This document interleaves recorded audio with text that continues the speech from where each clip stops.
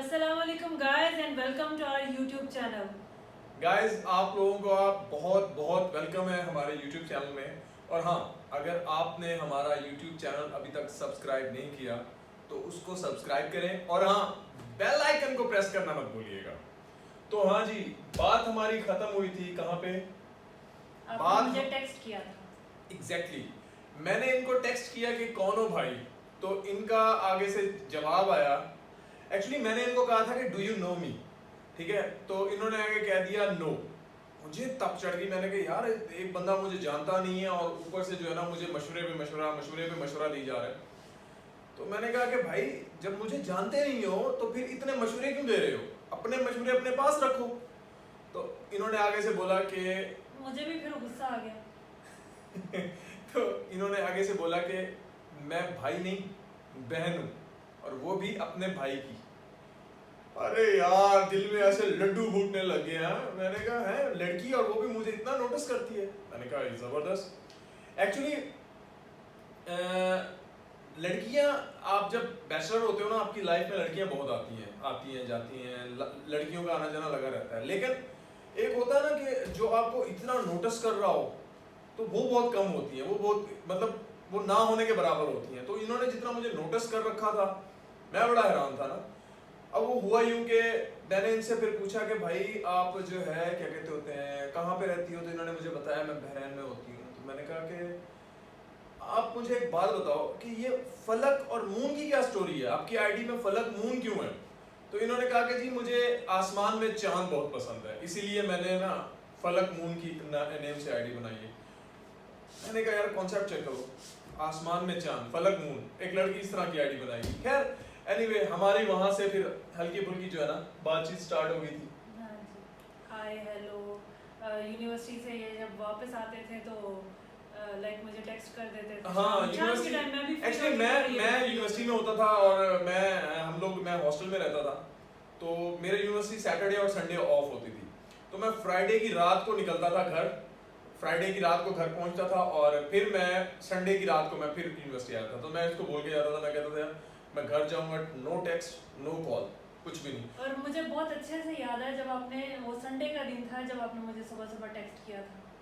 अच्छा वो भी चले। तो मेरा ब्रेक टाइम था, तो मैं ब्रेक में जैसे अभी लाइक बैठे हैं, मैं अपना मोबाइल लेके बैठी तो इनका टेक्स्ट आया। हाँ क्योंकि संडे बहरैन में संडे ऑफ नहीं होता, उनका फर्स्ट डे होता है।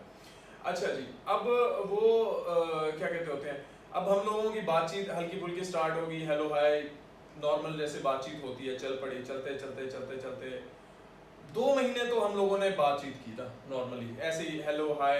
इन्होंने केयर इतनी करनी मेरी, आपने खाना खा लिया, आपने ये कर लिया, आपने वो कर लिया, तो मुझे भी अच्छा लगता था कि कोई केयर कर रहा है। बेचारे डरते बहुत थे कि 2 दिन जो है ना मुझे टेक्स्ट मत करना, मैं घर जा रहा हूँ।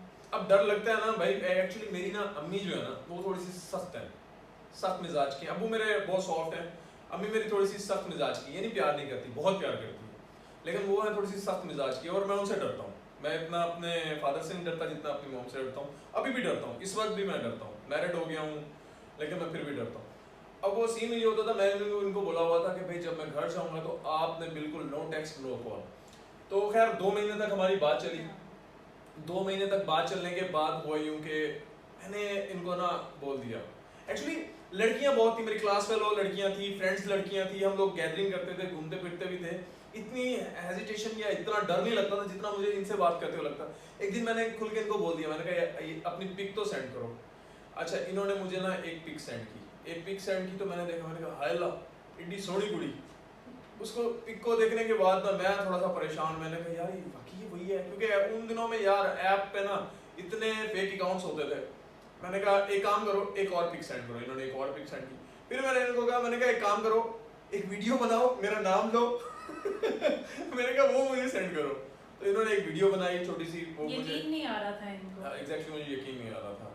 अभी तो मैंने इनको ये स्कार्फ और ये करवा दिया, पहले ये काफी मॉडर्न हुआ करती थी। तो नहीं स्कार्फ आपने नहीं, मैंने अपनी मर्जी से किया। मतलब ये नहीं है कि मैंने करवा दिया है, लेकिन एक बात बता रहा हूँ कि भाई पहले ये काफी मॉडर्न हुआ करती थी, लेकिन अब जो है ना हम लोग थोड़ा सा कोशिश करते हैं कि भाई अब मैरिड हो गए तो एक दूसरे को देख के चलें। खैर एनीवेज, तो इन्होंने मुझे वो वीडियो सेंड की, फिर मुझे यकीन आ गया। मैंने कहा यार जो है ना लड़की तो अच्छी है। अच्छा, करते करते करते करते अपनी 6 मंथ तक बात चली, ऑलमोस्ट 6 मंथ। 6 मंथ के बाद मैंने ना इनको कहा कि मेरा यूनिवर्सिटी एंड होने वाली थी बिल्कुल, फाइनल मतलब हम लोगों का फाइनल एग्जाम भी हो गए थे, प्रोजेक्ट भी कंप्लीट हो गया था। तो मैंने ना इनको प्रपोज मार दिया शादी के लिए। अब वो प्रपोज थोड़ा सा डिफरेंट टाइप का था। मैंने इनको बोला कि मैंने कहा यार मैं ना आपकी ना बात करूंगा अपनी अम्मी से। तो ये परेशान कि भाई मैं परेशान हो गई थी कि ये किस तरह का प्रपोजल है। पहले तो मुझे समझ नहीं आई कि ये क्या बात करेंगे। फिर इन्होंने कहा कि भाई मैं अपनी फैमिली से बात करूँगी। मैंने कहा क्या बात करोगे? कहने लगे कि भाई मैं ये बोलूँगा मुझे ये लड़की पसंद है और मुझे इससे शादी करनी है। तो मैंने वो उस वक्त सीरियसली नहीं लिया।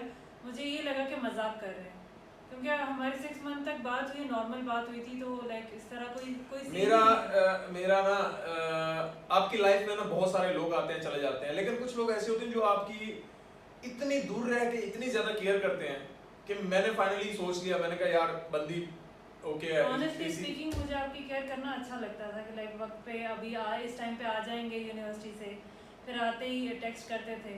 तो मुझे भी अच्छा लगता था कि लाइक आते ही रिप्लाई कर देते हैं कि भाई मैं यूनिवर्सिटी से आ गया हूँ।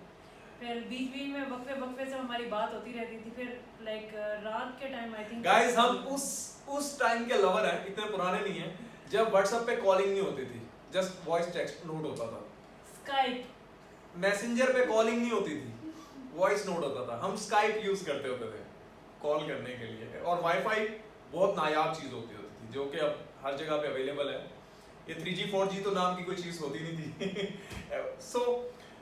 तो अब मैंने इनको बोला मैं अपनी अम्मी से बात करूंगा। गाइस एक दिन ये यूं हुआ कि मैं वहां से हॉस्टल से मैं घर आया फ्राइडे। आपके लास्ट एग्जाम वगैरह वो हो गए फ्राइडे जो था, तो छुट्टी पे मैं आया था 2 दिन की। तो जब मैं घर आया तो मैंने ना कहा कि मैंने इनको कहा पहले मैं अपनी मॉम से बात करूंगा, फिर आप अपनी मॉम से बात करना।